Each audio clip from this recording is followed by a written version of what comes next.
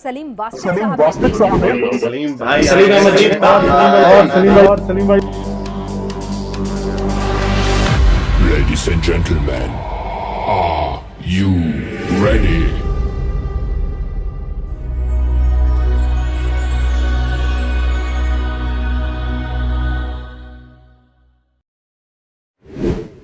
माशाल्लाह हमारे सलीम अहमद नास्तिक भाई तशरीफ ला चुके हैं। मैं वेलकम कहता हूँ सलीम अहमद नास्तिक साहब। कैसे हैं सर आप? सलीम अहमद नास्तिक साहब, आपने आज हमारे लिए टाइम निकाला अपने कीमती वक्त में से, उसके लिए हम माइक आपके को थोड़ा बहुत करीब बहुत मशकूर हैं। मैं थोड़ा सा बैकग्राउंड आपको बता दूं, हमारे साथ और भी एक्स मुस्लिम जो हैं जिनसे हमारा पाला पड़ा है, लेकिन वो तो बढ़ चढ़ के हिंदू मुस्लिम फसाद करवाने में लगे हुए हैं और दिन रात कोई वक्त ऐसा नहीं है जिस टाइम में इनके दिल में ये जहर मौजूद ना हो और ये उसको उगल ना रहे हों। और उसके जो नताइज निकल रहे हैं, फिर खुसूसन देखा गया जो हमारी इंफॉर्मेशन हैं, अब मैं समझता हूँ बड़ी बदकिस्मती ये है कि हुकूमत ने कानून तो बनाया हुआ मुल्क के अंदर कि आप ब्लास्फेमी नहीं कर सकते, एक दूसरे के मज़हब पे आप इस तरीके से कीचड़ नहीं उछाल सकते, लेकिन उसके बावजूद इंडिया के अंदर ये काम सरकार की नाक के नीचे हो रहा है और सरकार होश के नाखून नहीं ले रही, बल्कि बड़े नाखुशगवार सरकार के जरिए ही हो रहा है। नाक के नीचे तो गलत शब्द है, सरकार के जरिए ही हो रहा है। सरकार के जरिए ही हो रहा है, नाक के नीचे तो गलत शब्द है, सरकार के जरिए ही हो रहा है। खुल के बोलने वाला आदमी हूँ मैं, किसी से बिल्कुल नहीं दबता ना मैं डरता। ये खुद सरकार ही करा रही है। आप अगर 2014 से पहले का भारत देखोगे तो यहाँ इस तरह का हिंदू मुस्लिम फसाद इतना नहीं था, बहुत ही कम था, और आपस में खाइयां इतनी गहरी नहीं थी जितनी ये अब हो चुकी है। क्या चाहिए बेटा? सलीम भाई, हम भी यही कह रहे हैं और हमें ये बड़ी परेशानी है। आपने बड़ी खुल के ये बात की, हालांकि ये बात करना तो चाहिए। कब तक हम चुप रहेंगे, कब तक हम खामोश रहेंगे? अगर जनता इस बात को नहीं उछालती, इस पे बात नहीं करती, तो ये मसाइल गंभीर होते जाएंगे और बढ़ते चले जाएंगे। ये बड़ी अफसोस वाली बात है कि किसी ऐसे एजेंडे पे हुकूमत खुद ही काम करने लग जाए, बजाय ये कि मुजरमों को कैफरे किरदार तक पहुंचाया जाता। आपने देखा होगा कि गुफ्तगू के माहौल को भी इन्होंने इनके चैनल्स पे अगर जाया जाए, इन ब्लास्फेमर्स के चैनल पे, तो इन्होंने मछली मंडी बनाया हुआ यार। गालियां तक देते हैं, माँ बहन की गालियां देते हैं, इस हद तक बेहुदा गुफ्तगू करते हैं। कोई भी आदमी चला जाए तो उसकी तौहीन करना, उसके मजहब की तौहीन करना, उसका मजाक उड़ाना, ये उनका वतीरा है। तो इस तरह के लोगों को प्रमोट करना, मैं समझता हूं कि नहायत बददियानती वाला काम यह है। और हम कोशिश कर रहे हैं इस्लामिक अवेकनिंग चैनल के जरिए से, ईमान यूनियन चैनल्स के जरिए से, कि ये जो गुफ्तगू करने का तरीका सलीका है, इसको बेहतर किया जाए। इसमें मसला नहीं है यार कि अगर किसी को इस्लाम के ऊपर कोई एतराज है, हिंदुइज्म के ऊपर एतराज है, नास्तिका के ऊपर, मतलब जो मुल्हदीन है उनके ऊपर एतराज है, तो सबको राइट है यार कि ये एतराज रखें, एक दूसरे के साथ गुफ्तगू भी करें। हम ये चाहते हैं कि भाई गुफ्तगू होनी चाहिए, एक दूसरे की तौहीन ना करें, ब्लास्फेमी ना करें, माहौल तो ऐसा होना चाहिए। लेकिन हमने ये देखा है, खुसूसन न्यूज नेशन के हवाले से, सलीम भाई, मेरा जो अपना एक्सपीरियंस है मैं वो शेयर करता हूं आपसे। मुझे एक अरसा हो गया है न्यूज नेशन को देखते हुए। न्यूज नेशन के ऊपर जो प्रोग्राम होते हैं, मैक्सिमम कोई प्रोग्राम ऐसा नहीं है कि जिस प्रोग्राम के अंदर जिस एक्स मुस्लिम को बिठाया जाता है उससे गलत आयात कोट ना करवाई जाती है। मतलब ये कि एक बंदा कह रहा है कि कुरान हकीम के फलां जगह पे ये आयत लिखी हुई है, और यकीन करें मैं आपके सामने अभी ये, मैं से दावा नहीं कर रहा, मेरे पास सबूत मौजूद है, मैं दिखा सकता हूं कि कुरान के अंदर, उस सूरा के अंदर, उस आयत के अंदर वो चीज ही नहीं होती, और वहां पर बड़े धड़ल्ले से उन चीजों को पास कर दिया जाता है। तो ये रवैया देख के न्यूज नेशन का हमने सोचा, इस्लामिक अवेकनिंग टीम ने ये फैसला किया कि यार हमें ये बताना चाहिए। फिर हमने देखा, मजीद खबरें इकट्ठी की, तो हमें पता चला कि ये खास एजेंडे पे काम कर रहे हैं जिसका मकसद ही हिंदू मुस्लिम फसाद करवाना है। हमारे पास ये खबरें थी, फिर हमने देखा कि इस्लाम के बारे में ये क्या सवाल उठाते हैं, तो इस्लाम के बारे में भी वहां पर जो चीजें रखी जाती हैं उनको यार बड़ा ही गलत तरीके से पेश किया जाता है, वैसी बात ही नहीं होती। फिर ये भी देखने में आया कि वो क्लिप्स काट काट के जो हैं वो लोगों के लगाते हैं वहां पर। तो मैं आपसे जानना चाहूंगा कि ये जो प्रोग्राम आपने किया न्यूज नेशन पे, उस प्रोग्राम के लिए आपने राब्ता किया था न्यूज नेशन वालों से कि आप भी कोई प्रोग्राम करना चाहते हैं? नहीं, एक्चुअली वहाँ मेरा नाम सजेस्ट हुआ था किसी के जरिए, और फिर मेरे पास अनिल यादव जी की कॉल आई थी, और फिर मैंने उनको बताया था, मगर मेरे पास सुदर्शन से भी कॉल आई हुई है, तो मैंने उनको बताया कि मेरे पास सुदर्शन से भी कॉल आई हुई है और कल या शायद परसों वहां पे होगा। तो वो उन्होंने इतनी जल्दी की कि नहीं कल आप हमारा कर लो। मगर ठीक है कर लेते हैं। तो कल अगले दिन उनके पास मेरा हो गया। अब एक्चुअली क्या होता है कि जब हम किसी आलिम से बात करने जाते हैं तो हम अपने कुछ पॉइंट तैयार करके जाते हैं, या तो याद करके जाते हैं या उनको लिख लेते हैं किसी भी तरह से। तो मैं भी अपना एक फर्रा पूरा पेज का लिख के लेके गया था रेडी करके कि मैंने ये सवाल करने हैं, इस पे मौलाना ने ये जवाब देना है, तो मैंने फिर वापस पलट में ये कोट करना है। मैं अपनी पूरी तैयारी करके गया था एथिज्म के लिहाज से। अब जब मैं वहां जाता हूं तो पहले ऑफिस में बिठाया जाता है, वहां अनिल यादव जी मुझे मिलते हैं, वहां चाय पानी होती है हमारी। चाय पानी के बाद वो थोड़ा सा मुझसे जानकारी लेते हैं, मैं दे देता हूँ। उसके बाद मुझे डायरेक्ट स्टूडियो में बैठा दिया जाता है, वहां पे कुर्सी के ऊपर सामने कैमरे वगैरह लगे हुए हैं। तब पिनाज मैडम आती हैं और आते ही वो पहले मुझसे मुखातिब होती हैं और बोलती हैं, सलीम जी आज जो हमारा टॉपिक है वो है लव जिहाद। मैंने कहा जी फिर क्या करना लव जिहाद का? बोले आपने हमें कुरान से या हदीस से ऐसी कुछ आयतें या रेफरेंस देने हैं निकाल के जहां पे लव जिहाद का कोई जिक्र हो। आपने हमें कुरान से या हदीस से ऐसी कुछ आयतें या रेफरेंस देने हैं निकाल के जहां पे लव जिहाद का कोई जिक्र हो। मैंने कहा गुरु यार ऐसा तो कोई कुरान के अंदर ऐसा तो कोई है नहीं है लव जिहाद, तो ये तो बाहर की बातें हैं, इसका तो इस्लाम के अंदर तो कोई मायने नहीं है ही नहीं है ऐसा कोई जिक्र। तो ये तो एक सवाब का काम बताया गया कि अगर हम किसी का धर्म परिवर्तन कराते हैं, इस्लाम में उसको मुसलमान बनाते हैं, तो उसको एक अजर मिलेगा, उसका एक सवाब है। ये कहीं अच्छा सलीम जी, इस्लाम के कहीं अंदर कहीं उन्होंने आपसे ये तो नहीं कहा सलीम जी, कहीं उन्होंने जब आपने ये जवाब दिया कि इस्लाम के अंदर ये लव जहाद वाली बात नहीं है और वो चाह रही थी कि इसके ऊपर रेफरेंस दे, तो उन्होंने आपसे ये नहीं कहा कि कहीं से घुमा फिर आके कर दें बात, कोई हाँ बात नहीं हाँ संभाल हाँ लेंगे ये हम, हुआ था, हाँ दे दें हाँ कोई ये रेफरेंस हुआ लव था, जहाद पे, हाँ क्या ये ये हुआ था, बात नहीं संभाल लेंगे ये हम, हुआ था, दे हाँ दें कोई हाँ ये रेफरेंस हुआ लव जहाद पे। हाँ क्या ये ये हुआ था। ये ऐसा ही हुआ था। उन्होंने कहा था कि नहीं कोई धर्म परिवर्तन की उस पे हो रहा हो कुछ। तो मैंने कहा हाँ धर्म परिवर्तन के बारे में है, काफी आयतें हैं, उनमें से मैं कुछ कोट कर दूंगा। तो बाकी मैं तो तैयारी किसी और बात की लेके आया था, आप इस मुद्दे पे मेरी बातचीत कराओ मौलाना से और फिर देखते हैं बातचीत। तो बोली नहीं नहीं हमारा मैटर ही यही है, आज हमारा मैटर ही है। मैं कहा यार मेरा मूड ऑफ हो गया, लेकिन मैं जब हाँ। पहुंच ही गया स्टूडियो में कैमरे के सामने, मैं कहा चलो इस टाइम को तो पूरा कर ही देते हैं। तो वो मैंने अपनी इच्छा से नहीं किया, मजबूरी में किया। अच्छा ठीक है। अच्छा सलीम साहब, इन्हें क्या जरूरत पेश आ गई कि ये आपको ढूंढ के इन्होंने आपका नाम सजेस्ट किया न्यूज नेशन वालों ने, क्योंकि आपने बताया ये कि सभी इन्होंने को आपको ऐसे को ये सभी को ऐसे को ढूंढते हैं जो इस्लाम के खिलाफ बोलता हो, थोड़ी इस्लाम की जानकारी रखता हो और वो इस्लाम के खिलाफ बोलता हो, ऐसे हर आदमी को ये ढूंढने की कोशिश करते हैं। इससे इनका क्या मकसद है, क्या करना चाह रहे हैं? जैसे आप बता रहे हैं कि कह रहे ये थे कहीं से ढूंढ लो, मुसलमानों कोई के ऐसी आयत को वहां खिलाफ फिर आ लो। जी ये मुसलमानों के खिलाफ एक खाई तैयार कर रहे हैं हिंदुओं के मन में। और आज का हिंदू ऐसा नहीं था जैसा कि आज हो चुका है। पहले हिंदू बहुत बढ़िया आदमी होते थे, उनके मन में कोई नफरत नहीं होती थी। लेकिन आज का हिंदू जो है अंदर ही अंदर मुस्लिमों से बहुत नफरत मन में आ चुकी है।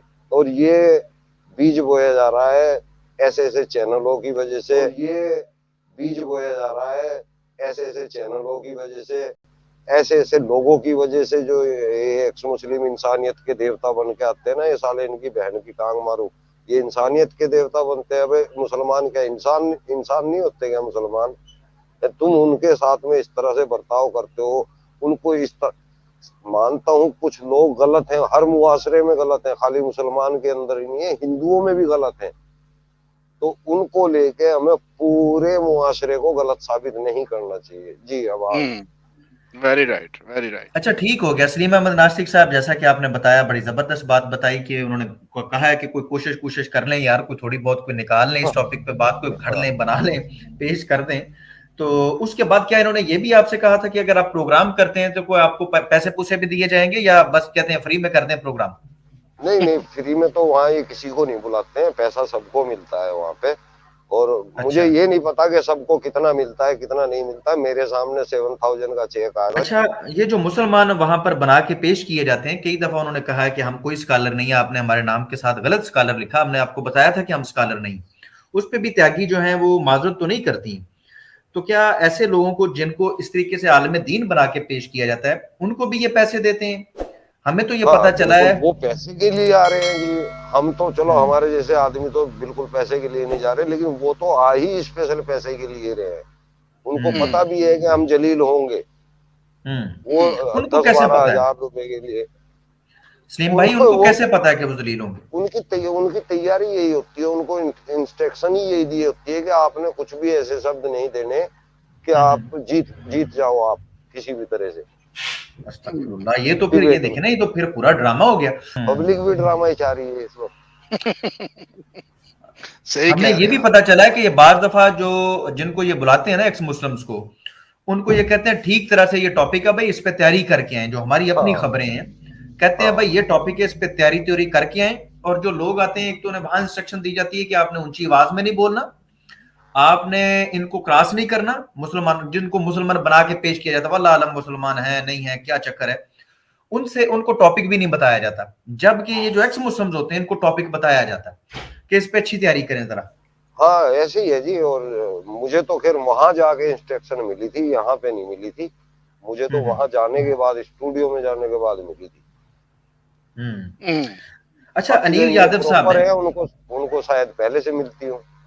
जी जी, अनिल यादव साहब जिनका आपने जिक्र किया है, उनके बारे में थोड़ी बहुत हम भी जानकारी रखते हैं। और उनकी एक कॉल लीक हुई थी, उसमें उन्होंने बिल्कुल ये इकरार किया, कहते हैं कि हमें सरकार ने पैसे दिए और अच्छे खासे पैसे दिए हैं हिंदू मुस्लिम फसाद करवाने के लिए, और हमारे चैनल पे ये प्रोग्राम करवाने के लिए जिससे हिंदू मुस्लिम नफरत बढ़ सके।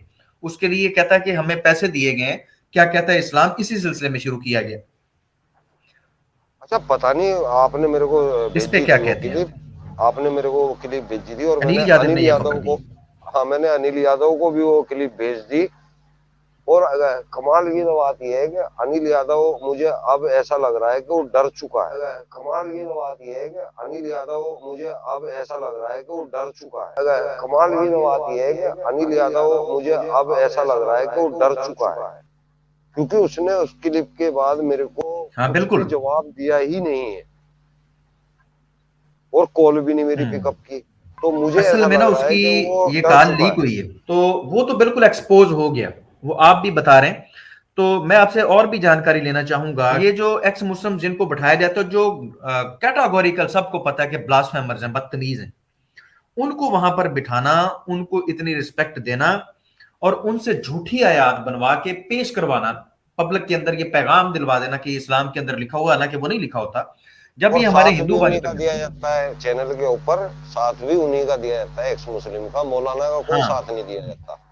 हाँ बिल्कुल। हम्म। मतलब वो पिनाज के साथ भी ना डिबेट करनी है, उनके साथ भी डिबेट करनी है, और फिर उनको एक एजेंडा दिया हो कि इससे आगे आपने बात भी नहीं करनी।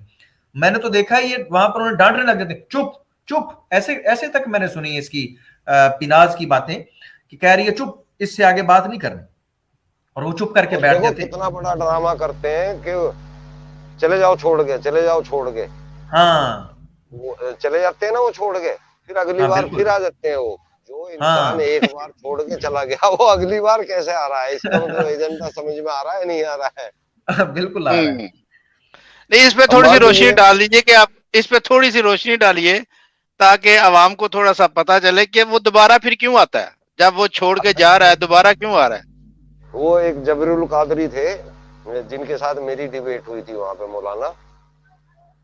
जब डिबेट खत्म होगी, उस हम्म। डिबेट को खत्म होने के बाद वो फिर मेरे पास आए थे वहीं पे, जहाँ पे जिस चेयर के ऊपर मैं बैठा हुआ था ना। तो जिस चेयर में, चूंकि अलग अलग रूम में होते हैं ना, वो अलग रूम में होते हैं मौलाना, मैं अलग रूम में होता हूँ। पिनाज जो है वो थोड़ा डिफरेंस में अलग होती है, कैमरे अलग अलग लगे होते हैं। तो जब हम्म। डिबेट खत्म हुई तो वो हमारे पास, मेरे पास आए और मुझे मुसाफा किया। हम्म। तो मुसाफा करने के बाद मेरी हंसी छूट गई और मैंने उनको कहा, मगर भाई यार, आप लोगों को ये बताते हो कि भाई आप मुसलमान हो और आप इस्लाम के पैरोकार बन के यहाँ पे आते हो, और एक भी ऐसा एपिसोड नहीं है कि आप इस्लाम को डिफेंड कर पाते हो सही से। आप यहाँ बेइज्जती खुद भी करवाते हो, अपनी भी कराते हो, और इस्लाम की भी करते हो, मुसलमान की भी कराते हो। इसलिए मैं कहा आपको शर्म नहीं आती? मैंने कहा आपको कुल 7-8 हजार रुपए, 10 हजार रुपए के लिए आप ये इतना काम करते हैं, ये आपको अच्छा लगता है? उस बंदे ने जवाब नहीं दिया मेरे को, बिल्कुल भी जवाब नहीं दिया। शर्मिंदा हुआ वो बंदा, चुप करके चला गया। अब वो शर्मिंदा हुआ, कुछ भी तो जवाब नहीं दिया उसने। मैं वही समझ गया, मैं कहा चलो ये इसके मन के अंदर कुछ तो शर्म आई है कि इसने जवाब नहीं दिया। ठीक किया। बेशक वो नहीं मानने वाला, आगे भी आता है, लेकिन कुछ तो हालत शर्मिंदगी उसको हुई। तो सलीम भाई, ये जो पैगाम देके ये कट्टरता फैला रहे हैं और कुछ वाकयात भी हमें देखने के लिए मिल रहे हैं, तो आपको क्या लगता है? असल में तो ये चाह रहे हैं कि जी मुसलमानों को हम डिग्रेड करें, इनको जलीलो ख्वार करें, इनकी कत्ल गारतगरी होनी चाहिए, ये होना चाहिए, वो होना चाहिए, इस्लाम को नुकसान पहुंचाएं। तो एजेंडा तो इनका ये है। तो आपको क्या लगता है, क्या ये इस एजेंडे में कामयाब हो पाएंगे? देखिए, ऐसे काम कहते हैं ना, झूठ के पैर नहीं होते तो वो थोड़ी दूर चल के गिर जाता है, झूठ के पांव नहीं होते। तो ऐसी चीजों के वाकई में जो है ये ज्यादा टाइम नहीं चलती है। मैंने एक ऐलान कभी किया था स्टार्टिंग में आते यूट्यूब के ऊपर कि ये जितने भी फेक एक्स मुस्लिम आ रहे हैं, जो अपने आप को एक्स मुस्लिम बताते हैं, इंसानियत के देवता बताते हैं, ये 1.5 साल से ज्यादा यहाँ पे टिक नहीं पाएंगे। नतीजा आप लोगों के सामने है, कई लोग यहाँ से भाग चुके हैं। सच वाला भी इस टाइम जो है चोरी से काम कर रहा है एक चैनल पे, बाकी सब उसने ब्लॉक कर दिए अपने चैनल। अभी पता नहीं वो एक पे भी काम कर रहा है कि नहीं कर रहा, मुझे नहीं पता, पर दिखाई नहीं देते मेरे को। एक ये साहिल है, ये चल रहा है। साहिल का अंजाम जिस दिन होगा वो भयंकर बुरा होगा। नहीं, आप ये अगर आपको लगता है कि भाई इस्लाम गलत है या इस्लाम के अंदर कमियां हैं, तो आप अपने परिवार के बीच बैठ के अपने परिवार को समझाओ, सुधारो उनको। नहीं, जबरदस्ती नहीं कर सकते, समझा तो सकते। आप दूसरे के दरवाजे में खड़े होके अपने परिवार को गलत बताओगे तो परिवार वाले आपको अपना कैसे समझ लेंगे? सलीम अहमद नास्तिक साहब, आपने जिस बंदे की बात की, उस बदबख्त ने इधर बैठ के कैटेगोरिकल स्टेटमेंट कुरान की आयत के बारे में दी कि कुरान में ये लिखा हुआ। मैंने वो बड़ी बार वो चला के उसकी दिखाई कि ये देखें कुरान में नहीं लिखा हुआ। फिर वहां पर फतवे दे रहा है, कह रहा है इस्लाम के अंदर आप पसंद की शादी कर ही नहीं सकते, ये जायज नहीं, कतन जायज नहीं है, ये तो हराम है। हालांकि निकाह का मतलब ही है इस्लाम के अंदर कि भाई लड़की और लड़का हाँ करेंगे, पसंद करेंगे तो ही वो निकाह होगा। और ये वहां पर कह रहा है कि इस्लाम इजाजत ही नहीं देता। लेकिन अली भाई जी अपना सलीम साहब, आप तो जैसे, क्योंकि आप जानते हैं इन सब को भी, तो क्या आप जानते हैं इनमें फेक एक्स मुस्लिम है, कोई सही एक्स मुस्लिम है, या सारे ही प्रोपोगंडा और अंडा कर रहे हैं? क्योंकि एक का तो मुझे पता चला है कि वो जो जलेबी था वो हिंदू था, लेकिन उसने अपने मकसूद क्या ना, हाँ वो आप तो जानते हैं तो जी। अच्छा, तो वो बताइए कुछ आप, इनमें से जो प्योर एक्स मुस्लिम है वो है कौन एक्चुअली, और ये क्यों इस तरह की वारदातें एक्स मुस्लिम बन के तो कर रहे हैं अपने आप को? यानी कि हम इस्लाम से एक्स मुस्लिम, इस्लाम छोड़ दिया, अब एक्स मुस्लिम बन गया, अब इस्लाम के बारे में ये बोल रहे हैं। तो इनके बारे में आप हाँ, ये एक्चुअली यूट्यूब की करामात है सारी। यूट्यूब चूंकि यहाँ से पैसा अच्छा बन जाता है, तो इन्होंने सोचा जो कुछ एथिस्ट, नकली, ये असली भी नहीं है, एथिस्ट भी नहीं है, ये असल में एथिस्ट भी नहीं है, ये इन्होंने सोचा अपने नाम के आगे एक्स लगाओ, एक्स मुस्लिम लगाओ और पैसा कमाओ। यहाँ पे ये चल रहा है यूट्यूब के ऊपर। वाकई में रियल में जो मुसलमान होता है ना, और वो एथिस्ट होता है, वो किसी दूसरे मजहब की तरफ कभी नहीं जाएगा, कोई भी ऐसा वो नहीं मिलेगा। अब ये अगर समीर को आप कहते हैं कि वो चला गया, वो सब पैसे की माया है, पैसा कमाने का चक्कर है, इसलिए गया है। महेंद्र पाल आर्य जो हमारे सामने अपवाद है, वो भी पैसे के लिए गया, लेकिन ये 4 ही दिन कमा पाए हैं। अब महेंद्र पाल आर्य को कोई नहीं पूछता। 1.5 लाख सब्सक्राइबर होने के बाद उसके जो है 100 वाचिंग नहीं होती जब वो लाइव आता है, 100 भी नहीं होती, आप लोगों की ज्यादा हो जाती है उससे। समीर की भी हालत यही हो जाएगी, साहिल की भी यही हो जाएगी, इन सब की यही होगी। सच बोलने वाला आदमी के स्टार्टिंग में जरूर उसको पसंद करने वाले लोग कम होंगे, लेकिन उसका नाम कभी खराब नहीं होगा, वो सदाबहार चलेगा। सलीम भाई, हमारी ये कोशिश है इस्लामिक अवेकनिंग की, अगर आप हमें देख रहे हैं, हम बर्दाश्त नहीं करते किसी भी किस्म की ब्लास्फेमी, बर्दाश्त नहीं करते, वो हिंदुओं के बारे में हो, किसी के बारे में भी हो। बिल्कुल नहीं भाई, हाँ। हम इस चीज के कायल हैं, इस्लामिक अवेकनिंग चैनल और ईमान यूनिट इस बात के हम कायल हैं कि भाई बात होनी चाहिए, बात करनी चाहिए, लेकिन सलीके के साथ, किसी की तौहीन ना की जाए, किसी को पर्सनल अगर कोई बदतमीज आदमी उसको हिंदू भी कर ले, वो हमारे नो भाई प्रॉब्लम। हैं, मुसलमान भी हमारे भाई हैं। हम हिंदुओं के खिलाफ भी कोई जरा सी भी ऐसी बात ना बोलना चाहते, ना हम सुन के अच्छा लगता हमारे को। कोई मुसलमान के बारे में ऐसे शब्द बोले तो हमें बिल्कुल भी, मुसलमान तो हमारा परिवार है ही, मैं तो खुल के कहता हूँ। मेरी माँ है, मेरे भाई है, मेरी बहन है, मेरी बेटी है, मेरे बच्चे हैं, मेरे चाचा ताऊ पुप्पा नाना, मुसलमान कौन है? यही तो है ना? तो अच्छा मैं उनके बारे सलीम में भाई, बुरा कैसे? जी नहीं कह सकते।